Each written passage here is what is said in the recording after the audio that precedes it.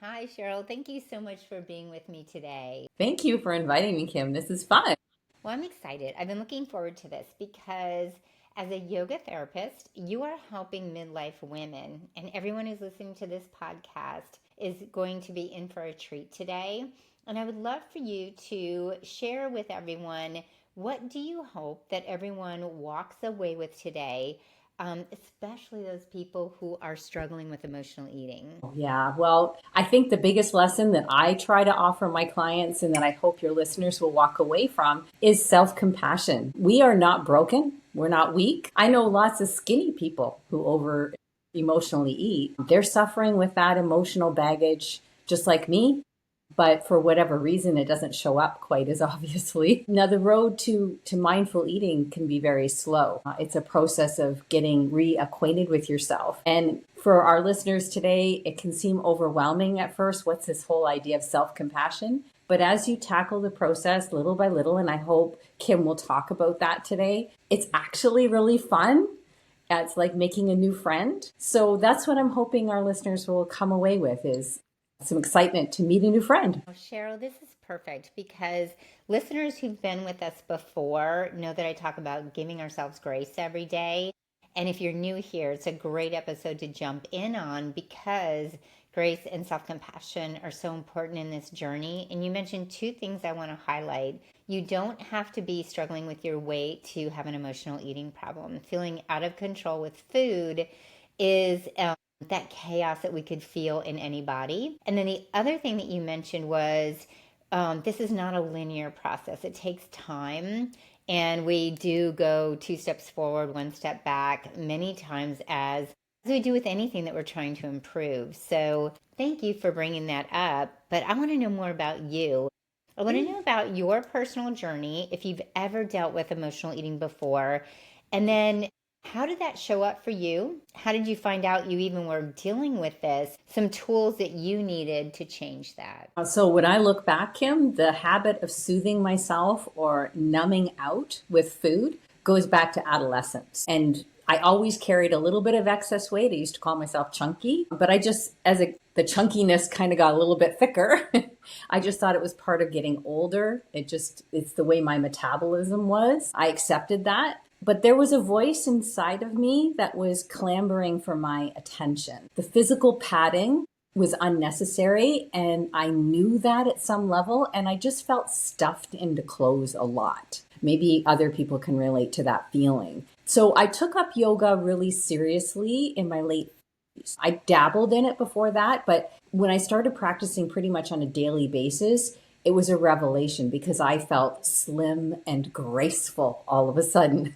And that was, I think, my true self calling to me when I hit the mat. I didn't really start to closely examine my relationship with food until menopause, however. And I was a little late arriving to menopause. I was actually 57, which is well past the average age. At that point, those pounds piled on so fast, and anything I used to use to kind of keep things under control, I could be chunky to a certain degree, but when the scale got up to so high and the sizes on the clothes were just pushing that upper limit all the time, I knew I had to do something. And my lived experience of my time on the yoga mat, where I did feel slim and graceful and comfortable, they all kind of finally started to sink in. And there was something about being in the present moment on the yoga mat, having that focus. On the yoga mat, I felt more in harmony with my body. There was a lot of positive messaging in a yoga experience, love, peace, and joy, and all that kind of stuff. And I finally, something clicked in my brain, even through the menopause fog. And I thought, yeah, I could put all this together. And I embraced an approach to eating that encompassed self-compassion and patience and lost a couple pounds. Wow, there's a lot of gold in there. So I'm going to back up for a second. Thank you so much for sharing that you actually have this experience because many women think that if we're not dealing with it now that we just showed up with no pain, no discomfort, and when you talk about feeling stuffed in your clothes and even labeling yourself chunky, we can relate to that. And that stuff in your clothes is not just an uncomfortableness with your body, but you and I will talk about this more in the episode that it's almost that uncomfortableness with ourselves. And I appreciate your words, numbing out, because that's really what we're doing with the food. And it's funny because the slim and graceful, those are such great words. Slim and graceful, all women want to feel that. But I think that also goes, that's the outer, but you have so much more with the inner that you're sharing here too. Present moment, that is so important. And we'll get into that more. But the big word that just hit me hard when you said it was patience. Because we've spent a lifetime of thinking that dieting was the way to deal with things and that we are failing diets and that we're not doing well if we don't lose weight in the first 2 weeks. And then we lose it, we gain it back. But having patience with ourselves and our bodies has never been taught to us before. So this leads to yoga, which I can see is your huge tool right now. And I want to know how, especially for on the podcast, we've talked about everything from lifting weights and different fitness experts have come on. But when we talk about yoga, I really want to know for those who haven't tried it, how do you explain the connection between doing yoga and emotional eating? Because, we see people who have not done yoga before, they have a perception already of what they think it is. Yeah. And, it's that bendy, stick my left toe in my right earlobe kind of yoga that we think about. So great question, Kim. And a lot of people think, well, if yoga doesn't burn calories, then what's the point if I'm trying to lose weight? So let me see if I can try to explain where I see the connection. When we use food to soothe or to numb out from an emotion, we are avoiding. We're getting somewhere other than here for the moment. So we've lost that present moment awareness. And I'm going to call myself, up until really embracing mindfulness and mindful eating, I'm going to say that I was emotionally immature. Not the kind of emotionally immature where I was throwing tantrums or dancing wildly in the streets, but what I mean is I was not able to process the wider spectrum of human emotion. I was worried about that I would get swept away, that I wouldn't be able to handle it. I needed to, stay strong and get on with things. I really prided myself on being logical and calm in a crisis, which is all great. But then after, I would just like dive full tilt into a bag of Doritos or something like that to keep up with the strain of always being organized and always holding back on all these big feelings. So yoga as a tool to cope with emotional eating is slow, and it's a slow, gentle calling to experience emotion as it comes up in the moment. And what really works for me and so many of my clients is that there is movement. And that's such a big piece. Some of my teachers refer to emotion as energy in motion. If you study the chemistry of emotion, there is this strong stress connection. Now, stimuli are unfolding all day around you, and that causes your nervous system some concern. It's getting stimulated. And there's an undercurrent of anxiety. And this produces some hormones such as maybe cortisol. You've heard about the stress hormone cortisol. That hormone was originally designed to help you fight or flee, to really take action. They were designed to make you move, to protect your life. So yoga gives you this rhythmic, soft movement that really subtly processes those stress hormones. Most people feel the calming effect of a yoga class from their first experience. Now, yoga should be non-competitive. A lot of my yoga classes, we do a lot of the poses with our eyes closed. So this further encourages a system to wind down. The end result is that the emotion that you originally thought you had to avoid because it was going to sweep you away, or you wouldn't be able to get your work done or your life done if you gave in to the emotion, we're kind of worried about that. The emotion you thought you had to avoid becomes softer and less scary. In short form, yoga takes the edge off. I love that. I love that we are, and you can tell you and I live in totally different regions. Process. I'm going to say process. I love that though. I My love Canadian having accent. everyone. I love it. Bring it on. I love the idea of processing emotions because we have to be able to sit in them. And when we go back to what you were talking about, not being in the present moment, we can't possibly help our body process anything when we are still on the go. But taking the edge off with yoga is so valuable because we take the edge off with so many things in our society. We are talking about emotional eating. It's emotional eating. It could be scrolling on the phone, it could be alcohol, it could be binging TV, it could be so many different things. But when you take something super healthy, super soothing, like yoga, to take the edge off, we are comforting ourselves and soothing ourselves in, I keep saying, a healthy way, but it's also such a soulful, fulfilling way.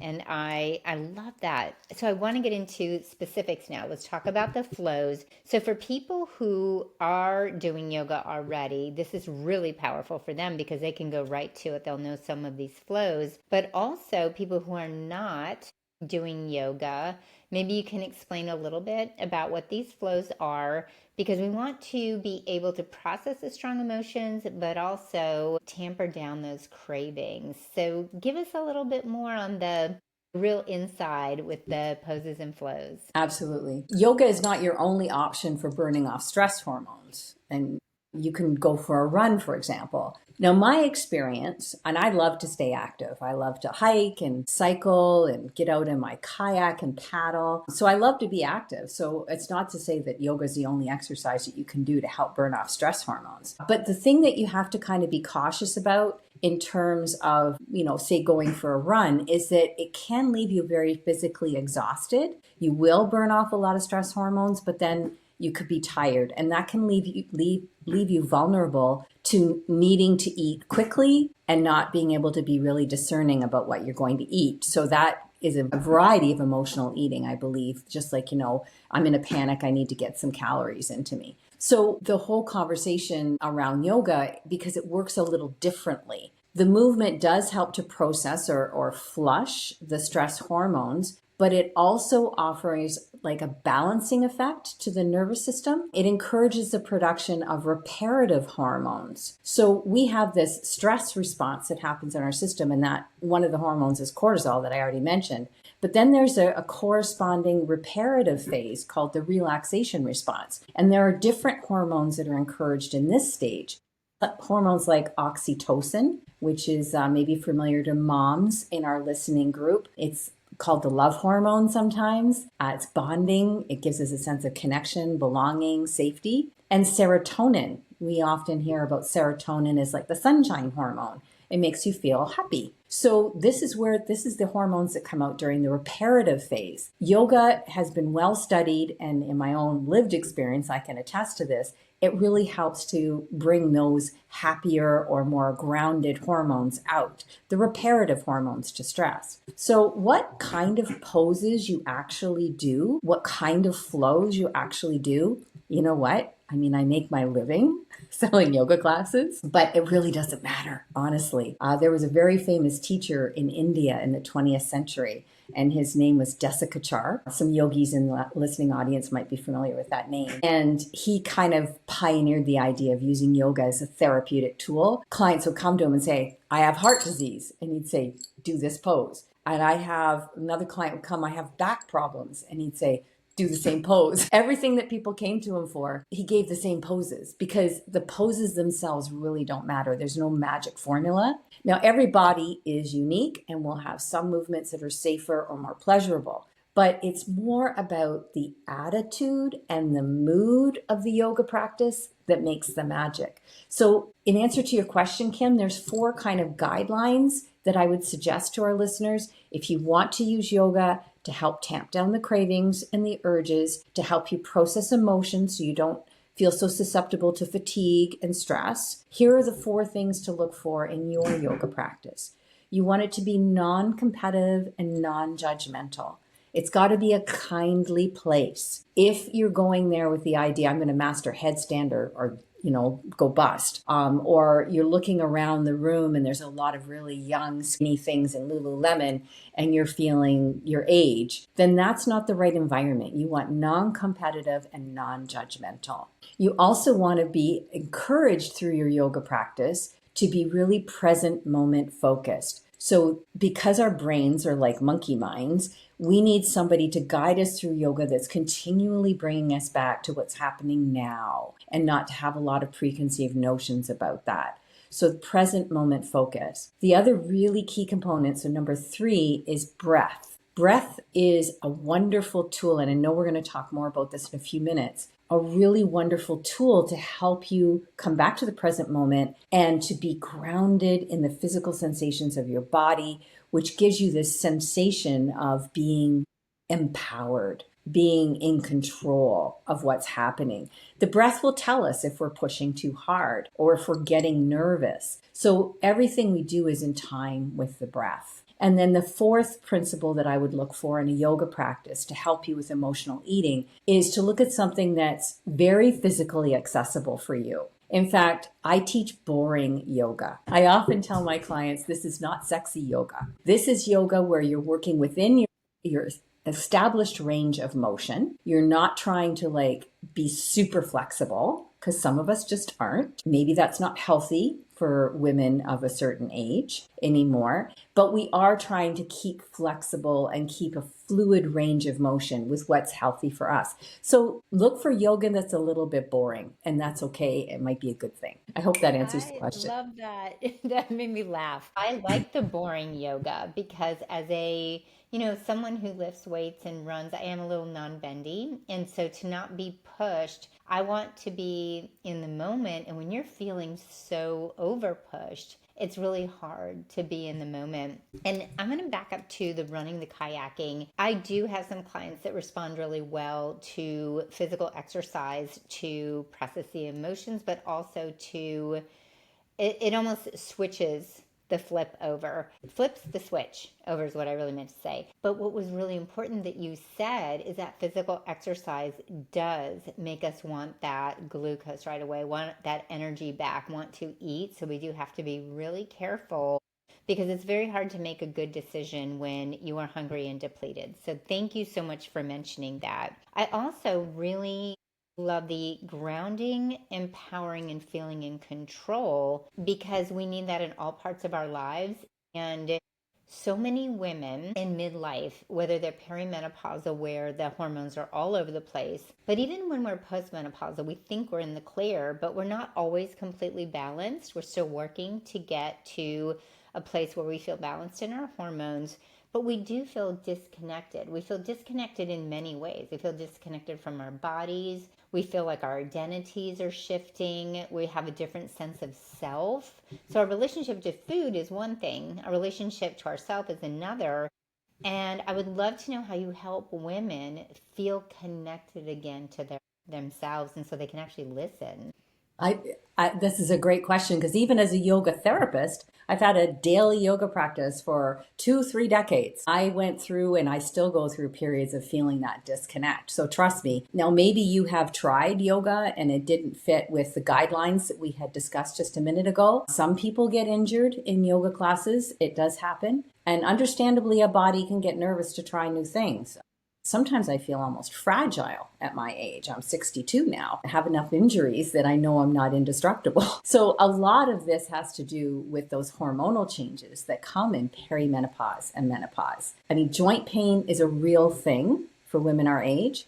Being more susceptible to injury is well documented. We're losing muscle mass, and the drop in estrogen and progesterone are responsible for a lot of that. So you're not imagining this, and this syndrome is not talked about a lot in medical or physical fitness circles nearly enough, in my opinion. So I just wanted to reassure our listeners that if you are nervous to try yoga because you think you might hurt yourself, I get it, and you're not wrong. However, here is a practice I call it magic, and I don't think I'm overselling it.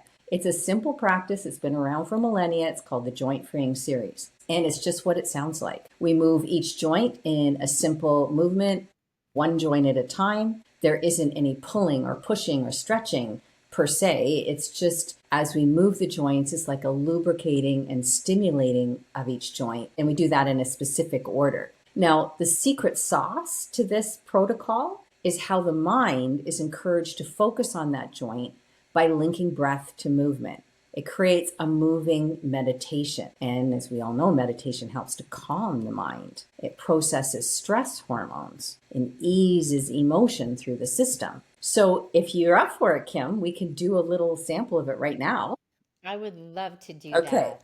Well, if you're driving and listening to this isn't a good thing for you to do. But if you're lying in bed listening, or if you're sitting and listening, or like Kim and I, having a conversation over tea, kick off your shoes if you can and start to think about your feet. And we're just going to do a few little things for your feet that will give you a sample of this magic that I'm talking about. So first of all, we take our attention into the feet. So think about how your feet feel today.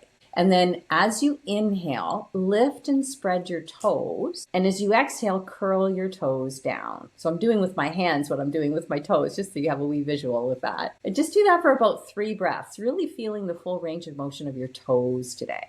And then for the next 3 breaths, on the inhale, we'll come up onto the balls of the feet. And as you exhale, push down on the heels and lift the balls of the feet. So you're rocking back and forth on your feet. And you're doing this in time with your breath. And you're trying to focus as much as you can with your mind on the feelings in the feet. So we're not thinking about anything else, groceries or whatever, just the feet. Now letting the feet rest on the ground, will go across the feet. As you inhale, push on the outside edges of the feet.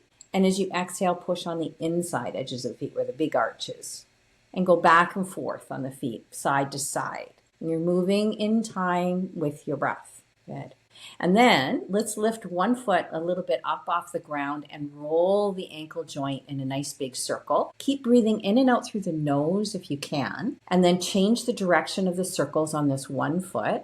Now let both feet come back down to the ground. And just before we do the ankle rolls on the second side, notice the difference between the two sides. Are you feeling different about one foot than the other? Isn't that interesting? And then we'll better ankle roll on the second side. So you're rolling the ankle around in one direction, nice and slow. Could be a few cricks and creaks, but that's okay. And then back around in the other direction. Yeah. And then that's all there is to it. Then from there in the joint freeing series, we would move on up the body and do similar things for every joint in the body. So I do have this joint freeing series as a free course on my website. So if anybody wanted to learn the whole thing, it's available. I really appreciate that. So it's really interesting in my observation of doing that with you. For those of you who are on YouTube, you could see Cheryl using her hands to describe, and you could hear verbally.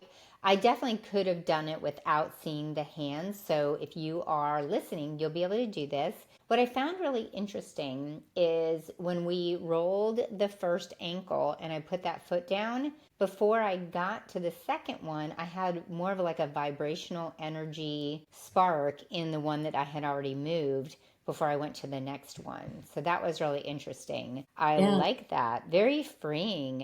And that's so helpful, right? You could do that like before you get out of bed in the morning.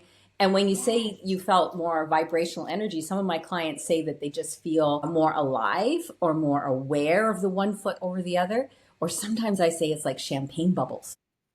That's it. Cheryl, that's exactly it. I felt like a little tingly almost. So that's so great. I'll be doing that more. When I wake up in the morning, I try to sneak out of the bedroom so my husband can sleep a little longer. And it's like creak, crack, crack, crack, it's all my ankles. And so maybe I can do a little of that before I actually leave the bed. You Well, can't. I love that. I appreciate you sharing that. The other thing I appreciate is bringing in the breathing to it and reminding us to breathe through our noses, because you could see that I was breathing out through my mouth. And I'd love to talk about the breathing techniques because yoga is amazing, but there's a lot of breathing in yoga. Can we do some breathing things or techniques by themselves if we're not actually doing the yoga? Absolutely. And the breath is really important. I talked about it a little bit when we were talking about the joint freeing series. But here's why. Breathing is an automatic function. It falls under the category of things like digestion. You don't have to plan your hair growing or digesting because your body takes care of all that for you. And it will take care of breathing for you too. However, the thing about breathing is us humans can consciously change our breathing pattern if we decide to. This gives us a wonderful window into a hidden world inside of us that's normally grappling with all the emotions and the stress. So we can use breath as kind of like a tool to access that hidden world and change the way we're reacting to our environment around us. So most breathing techniques in yoga do involve the nose. There are a few that don't, But for our purposes, if we're talking about calming cravings and urges and dealing with stress, nostril breathing is almost always a good idea. If you think about it, if you were being chased by a saber-toothed tiger out in the wilderness, you'd be breathing right to survive. So when you don't breathe through your nose, your body gets that inherent signal that we can calm down. It's okay. The other thing to know is that exhaling, so there's an inhale and an exhale. The exhale stimulates that relaxation response that I referred to earlier, that unique combination of hormones that's reparative. So think of taking a big sigh, right? We can all try that. Take a big sigh. This settles us down for a little bit. So if you inhale deeply and then take a big audible sigh, you might notice your shoulders lowering just a little bit or a subtle release of tension in your face. So building on that knowledge, we can use a technique that we call in yoga even ratio breathing. The yoga name is Samavriti for my yogi friends. And it's just what it's called. It's breathing in for the same length of time as you breathe out. A lot of people find 4 seconds a good rhythm. 4 seconds in, 4 seconds out. Everyone's different though, and every day is different. Every hour is different. So you don't make assumptions. So if you wanted to, again, if you're driving and listening to this, don't close your eyes. But some of us could close our eyes if it's safe. And we can probably all do samavriti breathing without any danger. So let's all exhale together and kind of come together. And then I'll count you in. As you inhale, we'll count in 1, 2, 3, 4, and exhaling 4, 3, 2, 1. Inhaling 1, 2, 3, 4, and exhaling 4, 3, 2, 1. Inhaling 1, 2, 3, 4, and exhaling 4, 3, 2, 1. And you can keep doing that for as long as you like, but that gave you a little sample of the pace that a lot of people find accessible. Now, there's so many breathing exercises. You can make it very complicated if you want, but I usually caution people in general to avoid holding after the inhale. This can make your anxiety worse. So breathing is so powerful, it's really worth getting some expert instruction. Make sure you check in regularly to see how your unique system is reacting. How I use breathing exercises specifically to help with emotional eating, it's to curb the cravings. I still work with this, especially every night after dinner. I have a lot of emotion that I normally would snack and eat to deal with. So I've discovered that there's a low-grade anxiety that really ramps up after dinner. And my habit brain, my nervous system really thinks I must have chocolate in order to survive. We're all going to die if we don't get chocolate or something like that. And the emotions around that are so powerful. So I use the breathing, something like the Samavriti breathing, the even ratio, just to kind of help myself reset the nervous system and realize I'm not going to die. I love that. Thank you for taking us through that exercise. I'll be doing that again later because it's really important. I literally wrote down in my notes asking about holding the breath. So thank you. You brought that up before I even had a chance to ask because we hear that a lot. And I appreciate you giving us the guidance not to do that. And also just recognizing that there is a low grade anxiety that happens after dinner. And we all know that, the end of the day, this is when we're sitting with our thoughts more, we're slowing down, we have more fatigue, cortisol's dropping at the end of the day. I'm with you. I do believe in my heart of hearts that I have to have chocolate every night, but really the reality is I need to do some self-soothing. So thank you. I really appreciate that. And something that I want to ask you about has come up on this podcast so many times with guests, and I've talked about it, is understanding our connection from our nervous system to emotional eating. And I would love to know, why do we really need to help our nervous system, and what is that connection? Great question. And I talk so much about the nervous system because it's connected to everything. I think of the nervous system as like your guard dog in your life. It has evolved brilliantly to help you survive. It is super smart and it remembers everything. Over the years, my system has learned that when I feel stressed, and a lot of the times we're stressed and we don't even register that consciously. We don't understand that mood yet. We're not like screaming at anybody, so we're not stressed, right? But our system is feeling some stress. We have found over the years that we can get immediate relief from that stress by snacking. And if I'm slightly dehydrated, again, I might not even have a thirst signal yet. But my system has learned that I'll respond quickly to a craving, whereas a thirst signal, I might not respond. A lot of times in my past, it's because I didn't want to have to pee, so I wouldn't drink. Does that sound familiar?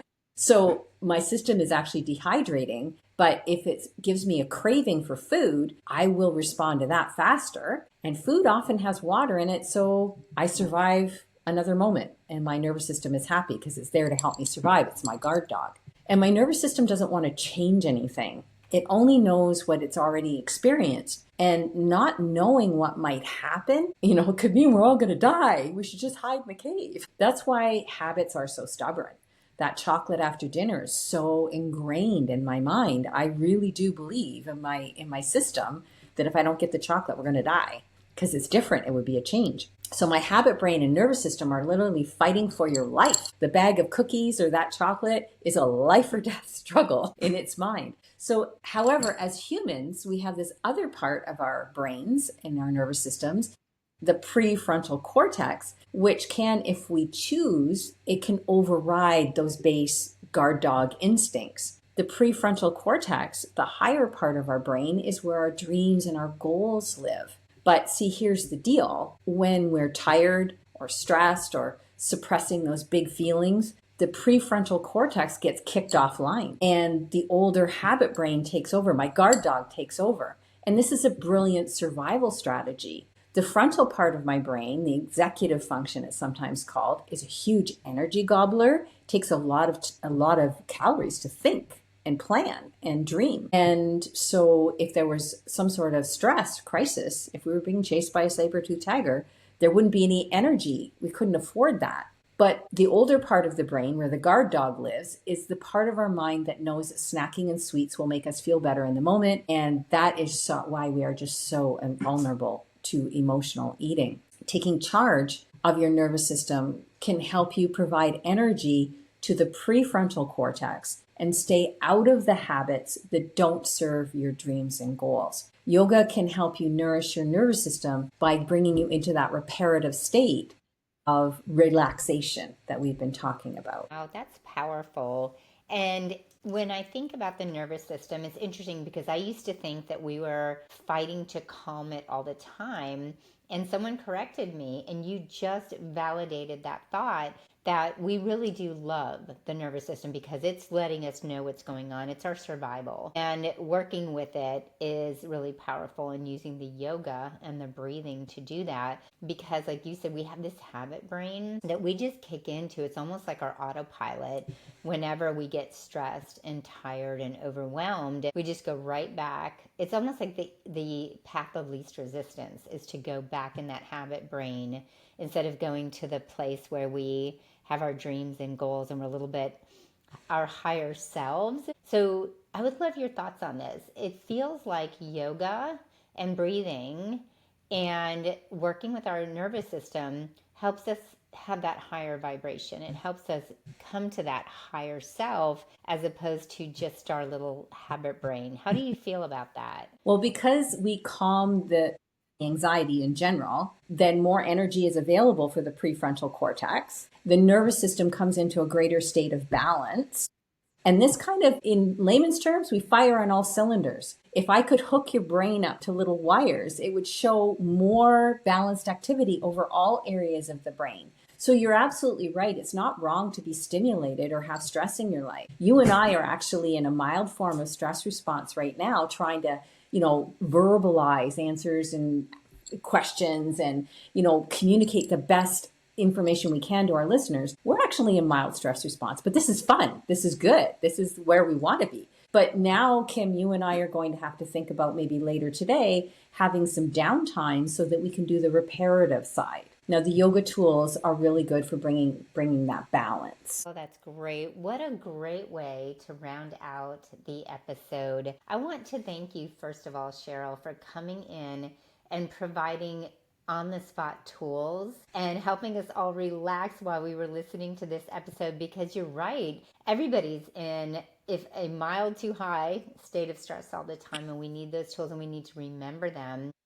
I want to share you with everyone, so please tell our listeners where can they find you. Well, I do have a website. It's Cheryl Gordon.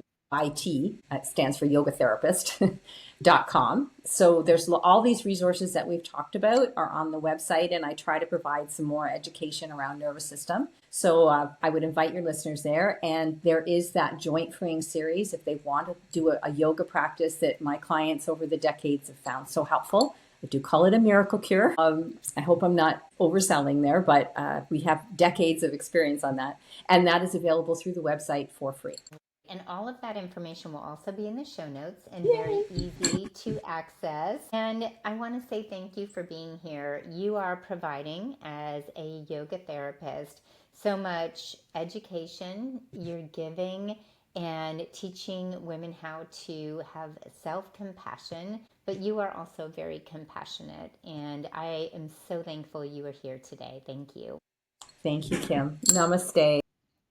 Namaste. And for the listeners, nourish your entire life and give yourself grace today.